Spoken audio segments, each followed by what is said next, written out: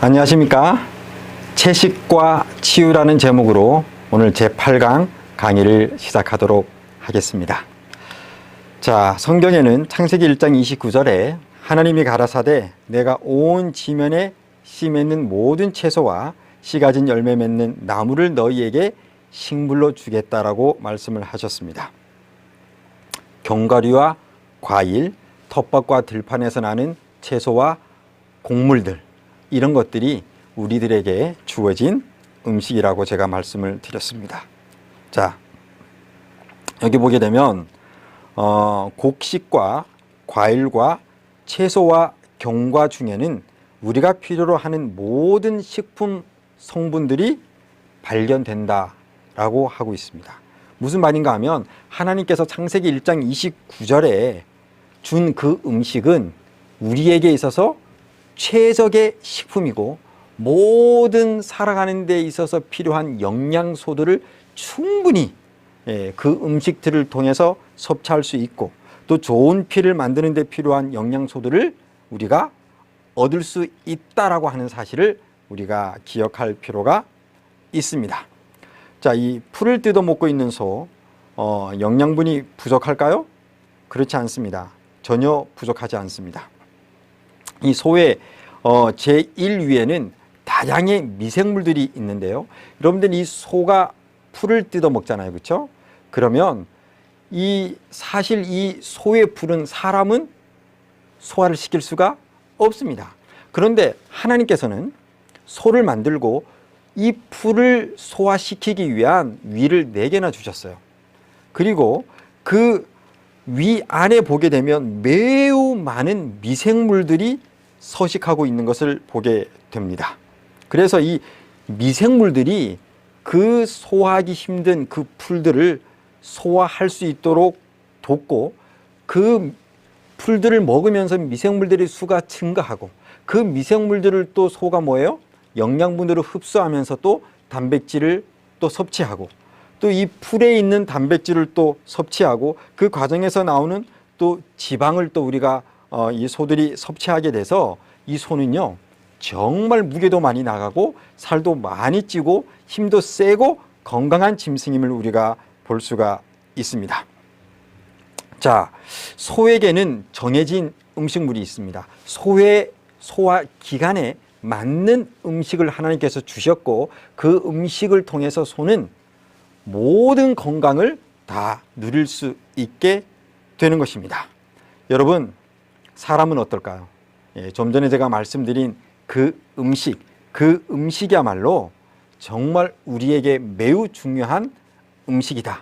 우리가 그 음식을 통해서 모든 필요한 영양소들을 정말 살도 찌고 뼈도 튼튼해지고 건강할 수 있는 영양소들을 다 우리가 얻을 수 있다고 하는 사실을 우리가 기억할 필요가 있습니다.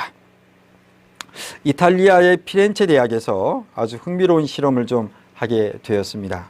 자, 어떤 실험인가 하면 자, 두 집단의 아이들에게 음식물을 가지고 실험을 좀 했습니다.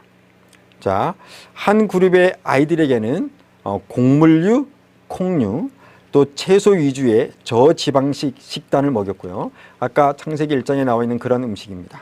그 다음에 또 한 그룹에 사는 사람들에게는 도시에 사는 사람들인데요. 그냥 도시에서 먹는 똑같은 뭐 햄버거, 그 다음에 피자, 또 육식 이런 식단 위주로 그렇게 이제 그 사람들이 먹으면서 실험을 하게 된 것이죠. 그래서 이 두 그룹을 실험을 한 다음에 자, 그들의 속에 있는 이 장에 있는 마이크로바이옴 생태계 미생물을 한번 조사해 보게 되었습니다. 자, 그랬더니 어떤 결과가 나왔는가 하면 채식 위주로 먹는 시골 지역의 아이들의 마이크로바이옴이 훨씬 더 건강했다라고 하는 사실이 밝혀졌습니다. 자, 이 빨간색이 도시에 있는 육식 위주의 식단을 한 사람이고요. 요 녹색이 바로 채식 위주의 식단을 한 사람들입니다. 전체적으로 훨씬 더 많은 것을 우리가 볼 수가 있습니다. 자, 식이섬유의 이 마이크로바이옴의 먹이죠. 이것이 쫙 올라갔죠. 그 다음에 또 박테로이드, 짧은 사슬 지방산이 또 상당히 높고 또 유익한 박테리아들이 많이 이렇게 늘어난 것을 우리가 볼 수가 있습니다. 근데 여기 보게 되면 짧은 사슬 지방산이라고 하는 것이 있는데요. 이것은 어떤 역할을 하고 있는가 하면 대장암 예방에 절대적으로 필요한 미생물이라고 이야기를 하고 있습니다. 특별히 이 짧은 사슬 지방산은 대장의 점막을 보호하고 염증을 억제하는 기능을 하게 됩니다. 자, 이 대장 세포를 살리는 영양 공급원이 짧은 사슬 지방산입니다. 자, 그렇기 때문에 이 짧은 사슬 지방산이 있다고 하는 것은 대장에게 너무나 필요하고 또 암을 예방하는 데 중요하다고 말씀을 드릴 수가 있겠습니다. 그래서 여러분들께서 이 장의 이 미생물 생태계가 매우 중요하다고 하는 사실을 알 수가 있는 것이죠. 다시 한번 이렇게 보게 되면요. 정말 미생물 생태계가 너무 건강해진 것을 볼 수가 있습니다. 여러분 이거 보면서 뭐 느끼세요? 아까 소, 그렇죠? 소의 건강에 꼭 필요한 핵심 영양소들을 소화해내고 합성하는 데 있어서 매우 중요한 역할을 하는 것이 뭐라고요? 장내 미생물이었습니다. 자, 하나님께서 우리 인간을 직접 창조하셨습니다. 그리고 먹거리인 음식, 채식을 우리에게 주셨습니다. 자, 그래서 우리 인간도 그러한 채식을 할 경우에 좋은 미생물이 어떻게 된다고요? 만들어진다라고 하는 것이죠.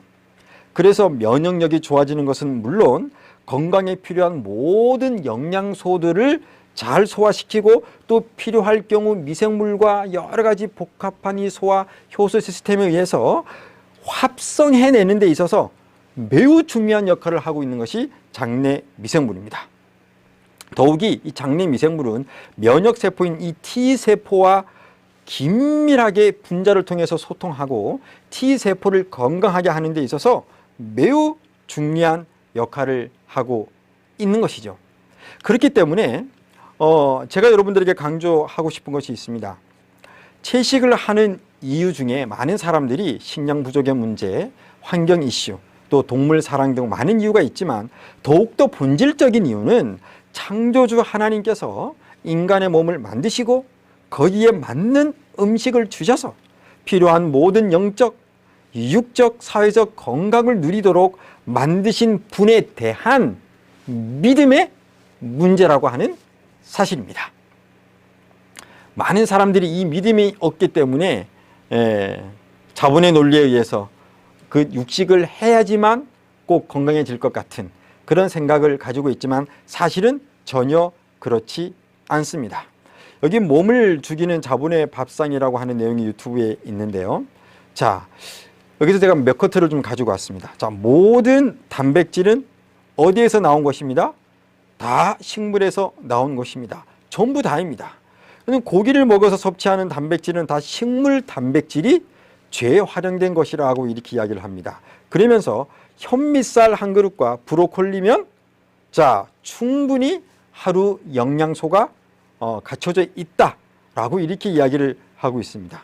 이 단백질은 식물을 통해 섭취하는 게 바람직하다라고 이렇게 이야기를 하고 있죠. 좀 전에 말씀드린 것처럼 우리가 이런 채식을 할 경우에 몸에 미생물 생태계가 점점 더 좋아지게 돼서 우리 몸은 더 건강해지고 더 필요한 영양소들을 잘 만들고 소화하고 합성해내는 그런 일들을 하게 될 것이기 때문에 그렇습니다.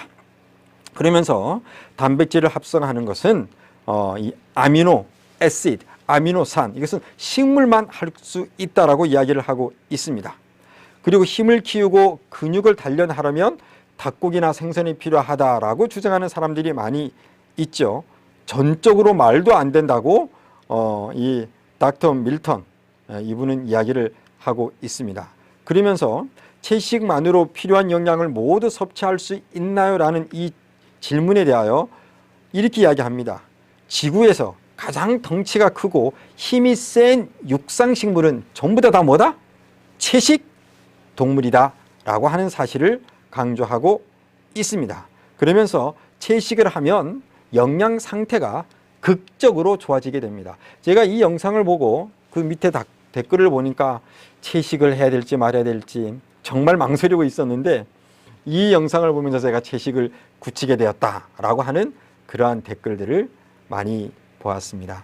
여러분, 이러한 영상이 아니더라도 이미 제가 말씀드린 것처럼 하나님께서 우리의 체질을 아시는 그분께서 우리를 만들었기 때문에 그분의 말씀에 순종해서 그 음식들을 우리가 꼭꼭 씹어서 잘 먹게 되면 우리 인체는 놀라운 축복을 경험하게 될 것입니다. 우리 인체의 DNA가 우리의 운명을 결정하지 않는다라고 하는 그런 것이 타임즈에 나와 있는데요. 사실은 이 DNA에 있어서도 해답은 바로 Plant Based Diet, 바로 채식단입니다. 이 채식단이 우리의 DNA를 활성화시키고 건강하게 하는데 매우 중요한 역할을 하고 있다라는 그러한 연구들이 계속해서 나오고 있습니다. 특별히 제가 주목하고 싶은 것은 활성산소입니다. 여러분, 활성산소 좀 들어보셨죠? 그렇죠? 하루에 무려 100억 개씩이나 생성된다고 합니다. 우리 몸속에 100조 개의 세포를 공격하는데 가장 중요한 역할을 하고 있는 것이 바로 이 활성산소입니다. 자, 여기 이제 활성화된 이제 활성산소의 모습이고요. 여기 보게 되면 이 활성산소가 우리 인체에서 발생을 하는데 자연적인 원인이 있습니다. 이것은 무엇인가 하면 음식을 먹잖아요. 그러면 이런 것이 이제 소화되는 과정에서 이제 좀 이따 제가 자세하게 설명해 드리겠습니다. 미토콘드리아에서 이 활성산소가 만들어집니다. 그 다음에 환경적 원인이 있습니다. 배기가스, 또 자외선, 중금속, 이런 환경적 문제들 때문에 활성산소가 우리 인체에서 많이 생기게 되고요. 그 다음에 또 습관적 원인이 있습니다. 그것은 뭐 스트레스, 흡연, 그렇죠? 특별히 과식할 때 이 활성산소가 많이 생깁니다. 운동도 너무 많이 하면 이 활성산소가 생기는 것으로 되어 있고요. 인스턴트 식품을 할 때도 활성산소가 많이 생깁니다. 그런데 이런 것들을 다 하지 않더라도 우리 인체는요, 이 활성산소가 생기게 되어 있습니다. 자, 여기 보게 되면 자동차가 여러분 연료를 태우죠. 그렇죠? 그 연료를 태우기 위해서는 뭐가 필요합니까? 산소가 있어야 돼요. 그렇죠? 그래서 여기 보게 되면 산소가 이렇게 들어오게 됩니다. 그리고 자동차는 디젤 가솔린이 연료이지만 우리의 세포 미토콘드리아의 연료는 바로 여기 나와 있는 포도당입니다. 포도당. 그래서 이 포도당과 산소가 미토콘드리아에서 이렇게 에너지를 만들어냅니다. 그리고 그 에너지를 만들고 나서 여러분, 자동차를 시동을 켜고 에너지를 만들면 배기가스가 나오죠. 그렇죠? 그런 것처럼 바로 그때 만들어지는 것이 바로 뭔가 하면 활성산소가 만들어진다라고 하는 사실입니다. 근데 여러분,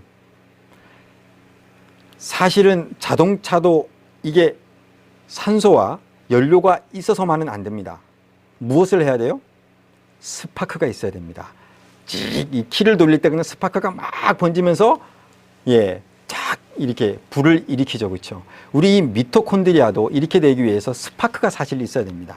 저는 이 스파크가 뭔지를 좀 생각해 봤는데, 하나님께서 그 코에 생기를 불어 넣으신지라. 하나님께서 불어 넣어 주신 그 생기 때문에 이 뭐예요? 미토콘드리아가 활동을 시작하게 되었고요. 그 결과 우리가 음식을 계속 보충하고 그 과정에서 우리가 에너지를 얻고 지금까지 살 수 있게 되는 것이죠. 차도 연료가 떨어지면 이제 멈춰서듯이 사람도 그런 연료가 떨어지면 이제 죽음을 당할 수밖에 없게 되어 있습니다. 자, 그런데 이 활성산소가 하는 일이 있습니다. 그게 뭔가 하면 정상세포를 공격합니다. 자, 여기 보게 되면 이 활성산소가 세포막을 공격하게 되면 세포가 어떻게 될까요? 세포가 죽임을 당합니다. 그러면 세포가 빨리 죽으면 여러분 어떤 일이 일어나죠? 노화가 오게 되죠. 그 다음에 세포 안에 있는 미토콘드리아를 죽입니다.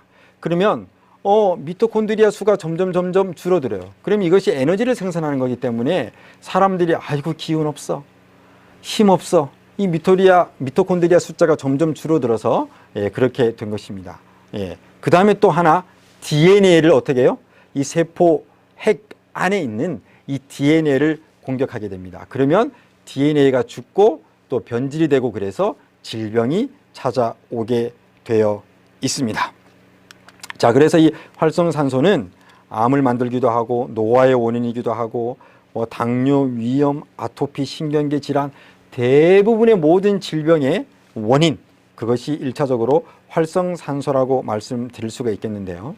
근데 우리 하나님께서는 이 활성산소를 해결할 수 있는 방법을 마련해 놓으셨습니다. 그게 바로 SOD라고 하는 물질입니다. 이 SOD라고 하는 물질을 하나님께서는 간이나 우리 몸 안에 그것을 만들어낼 수 있는 시스템을 주셨어요. 그래서 이 SOD가 잘 활동이 되게 되면 이 활성산소를 산소와 물로 바꿔버립니다. 그럼 우리 인체는 산소와 물이 항상 필요하죠. 우리 인체에 유익한 것으로 만들어지게 되는 것입니다. 그런데 여러분 스트레스 받고 또 이렇게 힘들고 또 여러 가지 과로하고 이렇게 되면 잘 그 기전이 작동이 안 될 겁니다. 이 SOD를 생산하는 유전자가 꺼질 수도 있고 변질될 수도 있습니다.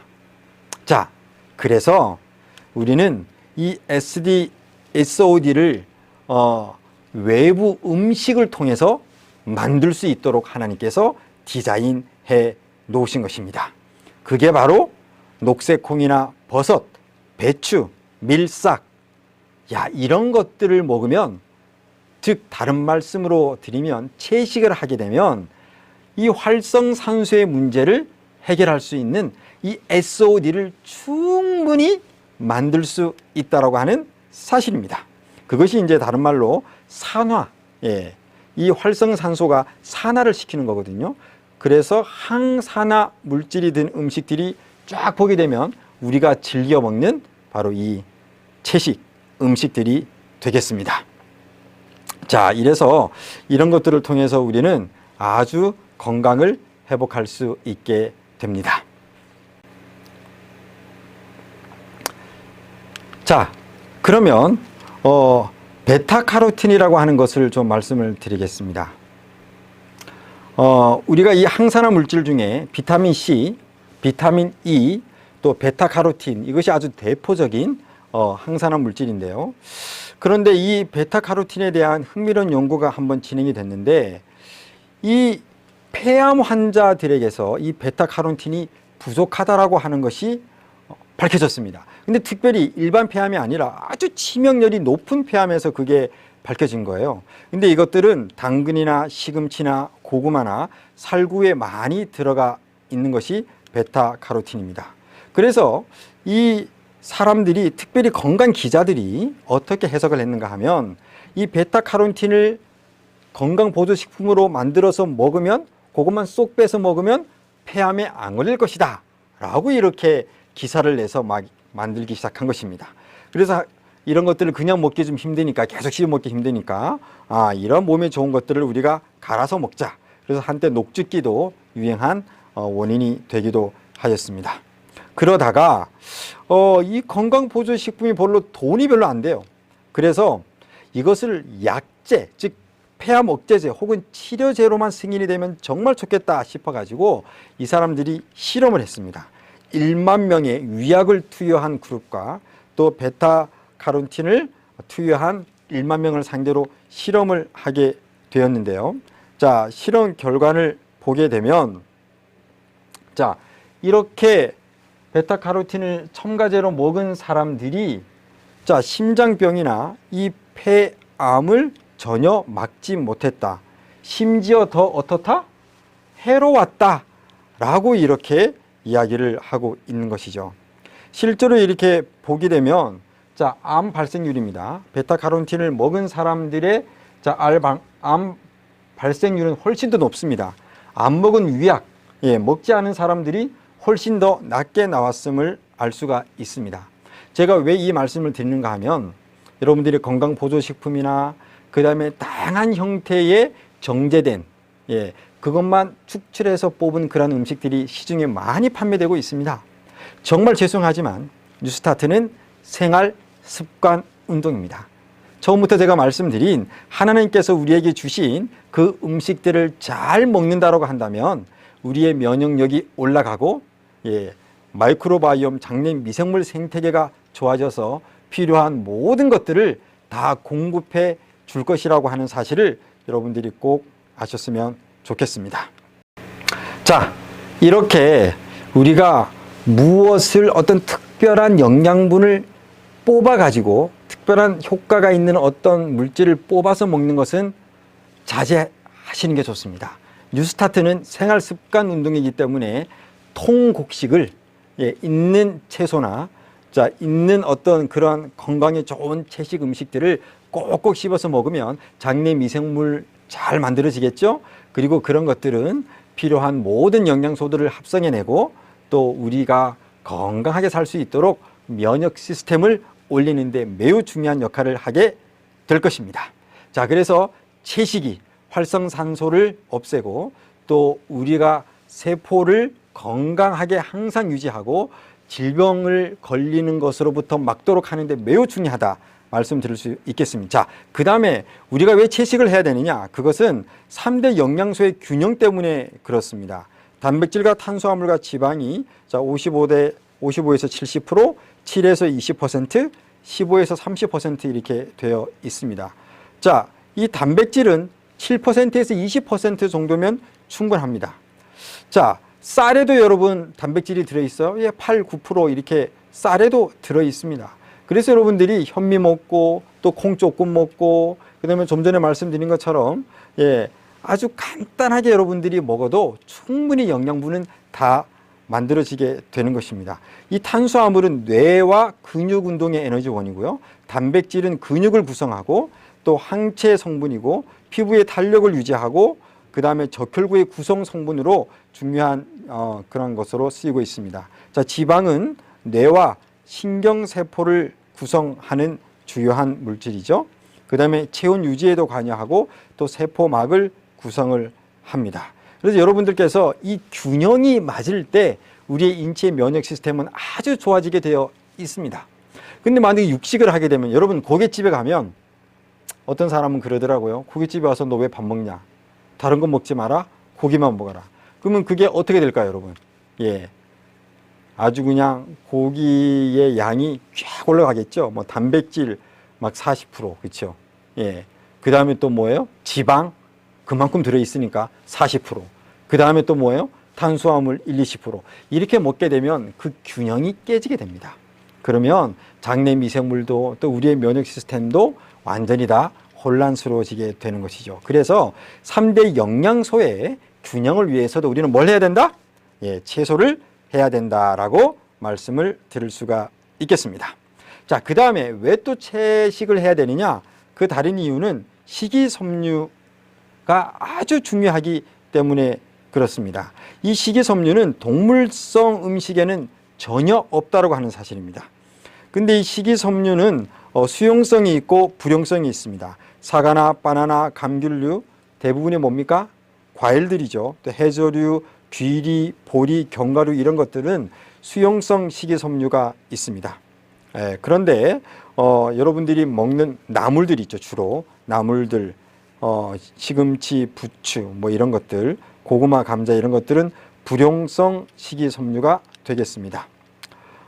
그래서 우리가 이 식이섬유, 특별히 불용성들은 소화 효소로 분해가 안 되기 때문에 그것이 그대로 양이 남아 있으면서 변비를 예방할 수가 있습니다. 그리고 특별히 이 수용성 식이섬유 같은 경우에는 장내 미생물의 먹이가 됩니다.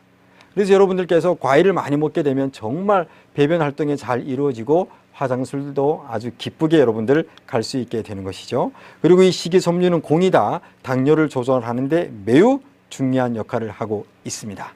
그래서 여러분 제가 오늘 강의를 마치면서 하나님께서 창조 시에 먹으라고 한 그 음식을 여러분들이 잘 먹으면 우리의 질병 치유에 매우 효과가 탁월하게 나타날 뿐만 아니라 피부 혈색도 좋아지고 건강해지고 여러분들이 정말로 이 세상 그 누구보다도 더 좋은 건강으로 행복한 삶을 살 수 있을 것이라고 분명히 믿습니다. 자, 우리 모두가 채식을 함으로 큰 유익을 얻으시기를 바라면서 강의를 마치겠습니다.